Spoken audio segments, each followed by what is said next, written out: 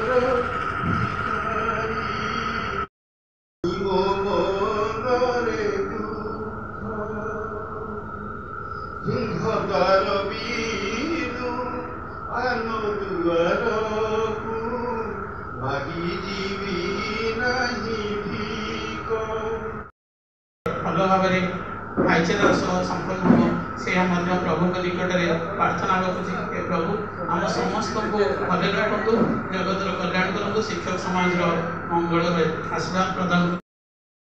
उपस्थित अच्छा आमर प्रिय दुर्गा प्रसाद मिश्र जे कि निर्वाचन परिचालना दायित्व में अच्छा 3 जन सदस्य।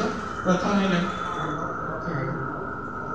दुर्गा प्रसाद मिश्र सत्यवादी ब्लॉक पूर्वतन संपादक, आम जिलार पूर्वतन उपसभापति एवं से रिटायर्ड कर सारी। तथापि नदी विवाद यही कार्य संपन्न करने से आम साथ जोड़ी तेणुक समस्त स्वागत जनाऊँ। धन्यवाद। अनेक कथा किंतु मुझे चर्चा को नवा चाहूनी ये आप समस्त जानी जहाँ भी जानते तेणु आलोचना करने चाहूनी। 3 वर्ष है आपण जो गुरु दायित्व देते बहु उल्लास एवं आकांक्षा अभिलाष देकरी भर तो अनेक स्वप्न आम देखी कि साकार कि तो रही। निर्वाचन परिचालक दुर्गायना सत्यभाई आप स्वागत करें। कार्यकारी करवा सब कम करवा दरकार। तेणु आम निश्चित भाव में सहमति भितर निर्वाचन हो उचित, किंतु जब असहमति आसूची तेज निर्वाचन ही शेष। कारण गणतंत्र विधि व्यवस्था निर्वाचन हूँ सर्वश्रेष्ठ पंथा। मुझे प्रथम सहमति को निश्चित स्वागत करी, किंतु जब सहमति निर्वाचन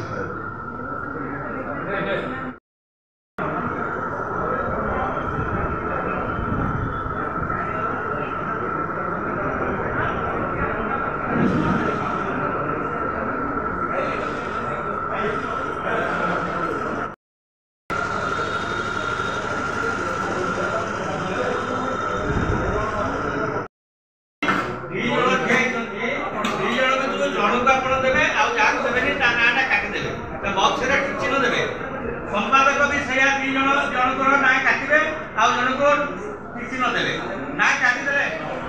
उपसभापति पुरुष 2 जन ठियाई से आप देखिए जन को देवे। संगठन संपादक भी 2 जन से जन को देवे। युग्म संपादक नजर करूँ 5 जन सीनियर अच्छी 5 जन ठियाई आम मात्र 3 जन को दवा आम काटिद। संयोजक 2 जन जन को दवा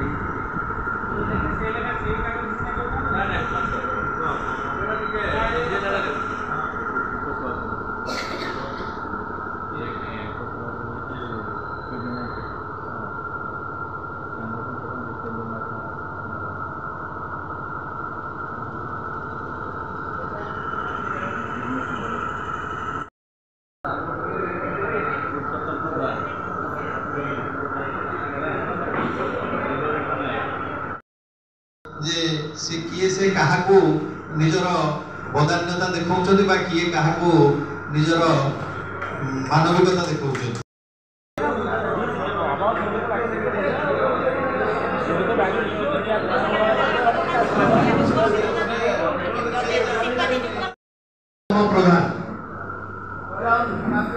पुरुषोत्तम प्रधान भोट तेणु संगठन संपादक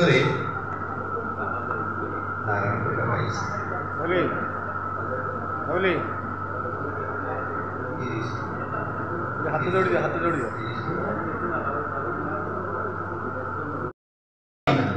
हाथ जोड़ अरे नमस्कार नमस्कार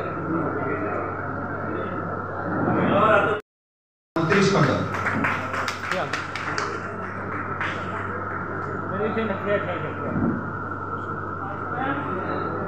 संयोजक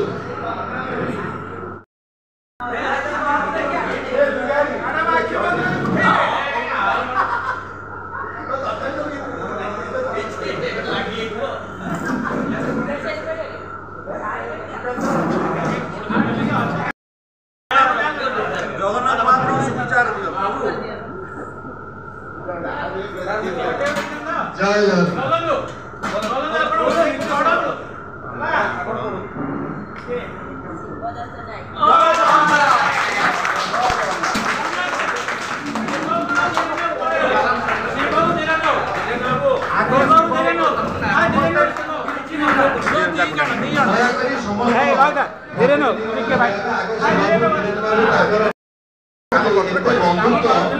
आशा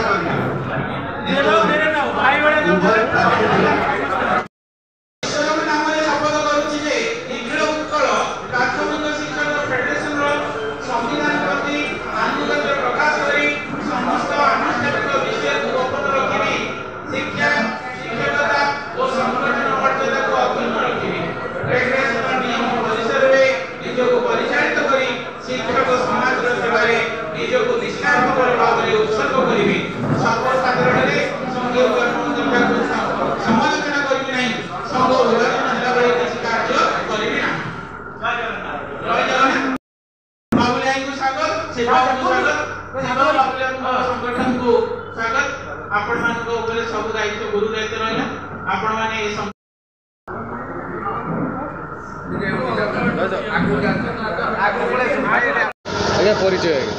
पुरुषोत्तम प्रधान वर्तमान नवनिर्वाचित सभापति पुरी जिला प्राथमिक शिक्षक यूनियन। आज आप प्रथम जीतिले तो प्रार्थीपत्र दाखल कले इलेक्शन है तो आप मन में किभली ये थिला?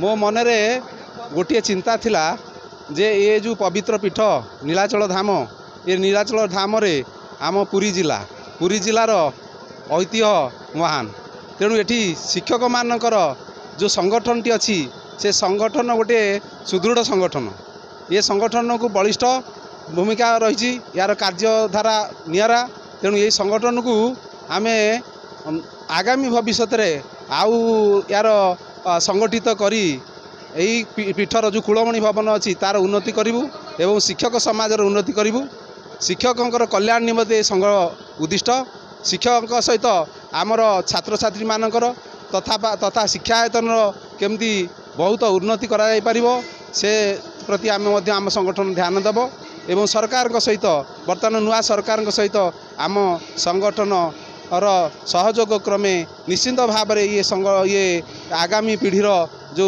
छात्र छात्री अच्छा उपकृत हे। आगु को चिंताधारा आम आगे संगठित हबू प्रति ब्लॉकर कर्मकर्ता सहित आलोचना करूँ आमर जो आलोचना क्रमे जहाँ निर्यास बाहर ताकू कार्यकारी करूँ। ଆଜ୍ଞା ପରିଚୟ ଆଜ୍ଞା। ଶିବଦତ୍ତ ନାୟକ, ପ୍ରଧାନ ଶିକ୍ଷକ ଶିଶୁ ଏଇଜିବି ଗୋ ବ୍ଲକ। ଆଜି ଯେଉଁ ଆପଣ ପୁରୀ ଜିଲ୍ଲା ପ୍ରାଥମିକ ଶିକ୍ଷକ ସଂଘର ସମ୍ପାଦକ ହିସାବରେ ଜିତିଲେ ଜେନେରାଲ ସେକ୍ରେଟାରୀ ହିସାବରେ, ତ କ'ଣ ରଖିବେ ଆପଣଙ୍କ ବାର୍ତ୍ତା? ଆଜି ଏଇଟା ଜଗନ୍ନାଥଙ୍କର ଇଚ୍ଛା ଏବଂ କୁଳମଣି ଭବନର ପରିବର୍ତ୍ତନ ନିଶ୍ଚିନ୍ତ ହେବ। ଜଗନ୍ନାଥଙ୍କ ଇଚ୍ଛାରେ ଆଜି ମୁଁ ଜିତିଛି ଏବଂ ମୋ ଟିମ୍କି ନେଇ ନିଶ୍ଚିନ୍ତ ରୂପେ ଆମ ଜିଲ୍ଲାର ସମ୍ପାଦକ ରୂପେ ମୁଁ ମୋର କାର୍ଯ୍ୟ ସୁଚାରୁ ରୂପେ ସମ୍ପାଦନ କରିବି। ଆପଣ ଯେତେବେଳେ ଦୁଇ ଜଣ ଯାକ ସମାନ ଭୋଟ ପାଇଥିଲେ, ତ ସେତେବେଳେ ମନ ଭିତରେ କିଭଳି ଜାଗା ଥିଲା? ଯେତେବେଳେ ଆପଣଙ୍କର ଗୁଳା ପଡ଼ିଲା, ତ ଆପଣ ମନ ଭିତରେ କ'ଣ ଭାବିଥିଲେ? ମୁଁ ଯେତେବେଳେ ଗୁଳା ପଡ଼ିଲା, ଆମେ ଜଗନ୍ନାଥଙ୍କୁ ଡାକିଥିଲି, ଜଗନ୍ନାଥ ଆପଣଙ୍କ ଇଚ୍ଛା, ଯାହା ଆପଣଙ୍କ ଇଚ୍ଛା ଅଛି, ଯଦି କୁଳମଣି ଭବନର ପରିବର୍ତ୍ତନ ଚାହୁଁଛନ୍ତି ଏବଂ ଶିକ୍ଷକମାନଙ୍କର ପୁରୀ ଜିଲ୍ଲା ଶିକ୍ଷକ ସମାଜର ଉନ୍ନତି ଚାହୁଁଛନ୍ତି, ତେଣୁ ଏହା ଆଶା କରିଥିଲେ ଏବଂ ଜଗନ୍ନାଥ ମଧ୍ୟ ମୋ କଥା ଶୁଣିଛନ୍ତି ଏବଂ ନିଶ୍ଚିନ୍ତ ରୂପେ ପୁରୀ ଜିଲ୍ଲା ଶିକ୍ଷକଙ୍କର ସମସ୍ୟାର ସମାଧାନ ସହ ଏ ଭବନର ଉନ୍ନତି ହେବ ମୋର ଆଶା। ପ୍ରାଥମିକ ଶିକ୍ଷକ ସଂଘ ଯେଉଁଟାକି 24 ବର୍ଷ ସରକାର ଯେଉଁ ଠିକ୍ରେ ତୁଲେଇ ପାରିନାହାନ୍ତି, ଯେଉଁ ଆଗାମୀ ସରକାର ଅଛନ୍ତି, ଯେଉଁ ଚଳିତ ସରକାର ଚାଲିଛନ୍ତି, ତ ଆପଣ ତାଙ୍କ ପାଖରେ ଶିକ୍ଷକମାନଙ୍କର ସବୁ ଯେକୌଣସି ଦାବି ନେଇ ଆପଣ ପହଞ୍ଚିକି ସେମାନଙ୍କୁ ସଲ୍ଭ କରିକି ଆଶା ରଖିଛନ୍ତି? ନିଶ୍ଚିନ୍ତ ରୂପେ ଆମେ ଆମ ଟିମ୍ ନବନିର୍ବାଚିତ ଯେଉଁମାନେ ହେଲୁ, ଆମେ ଯାଇକିରି ଆମେ ନୂତନ ଭାବେ ସରକାର ହୋଇଥିବା ସମସ୍ତଙ୍କ ପ୍ରତିନିଧି ସହିତ ଆମେ ଯୋଗାଯୋଗ କରିବୁ ଏବଂ ଶିକ୍ଷକ ଶିକ୍ଷାୟତନର କେମିତି ଉନ୍ନତି ହେବ, ଶିକ୍ଷକମାନଙ୍କର ବିଭିନ୍ନ ସମସ୍ୟା ଅଛି, ସେ ବିଷୟରେ ମଧ୍ୟ ଆମେ ଆମର ଦାବି ଉତ୍ଥାପନ କରିବୁ।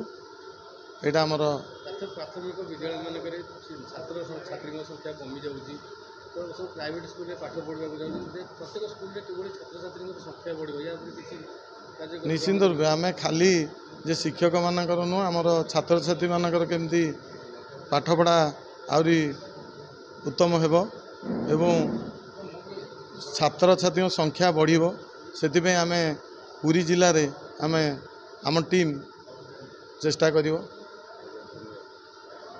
ରାମନାରାୟଣ ମିଶ୍ର, ମୁଁ ପୁରୀ ଜିଲ୍ଲା ପ୍ରାଥମିକ ଶିକ୍ଷକ ୟୁନିୟନର ସାଧାରଣ ସମ୍ପାଦକ ଥିଲି।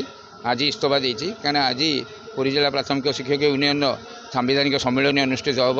ଏହି ସମ୍ମିଳନୀ ଶିକ୍ଷକମାନଙ୍କର ସମସ୍ୟା, ବିଭିନ୍ନ ସମସ୍ୟା ଆଲୋଚନା ହେବା ସାଙ୍ଗେ ସାଙ୍ଗେ ନିର୍ବାଚନ ଅନୁଷ୍ଠିତ ହେବ ଏବଂ ନୂତନ କର୍ମକର୍ତ୍ତାମାନେ ନିର୍ବାଚିତ ହେବେ।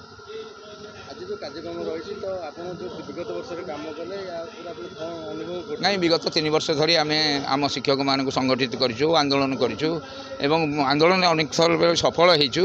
ପ୍ରମୋସନ୍ ପୁରୀ ଜିଲ୍ଲାରେ ଦେଇଛୁ। ଅନେକ ଶିକ୍ଷକଙ୍କର ବ୍ୟକ୍ତିଗତ ସମସ୍ୟା ମଧ୍ୟ ସମାଧାନ କରିଛୁ। ସବୁବେଳେ ଆମେ ଆମର ପ୍ରଶାସକମାନଙ୍କ ସହିତ ମୁହାଁମୁହିଁ ହେଇକରି ବି ଶିକ୍ଷକମାନଙ୍କର ସମସ୍ୟାକୁ ସମାଧାନ କରିଛୁ। ପୁରୀରୁ ରମେଶ ସାହୁଙ୍କ ରିପୋର୍ଟ, ନ୍ୟୁଜ୍ ଉପାନ୍ତ ଖବର।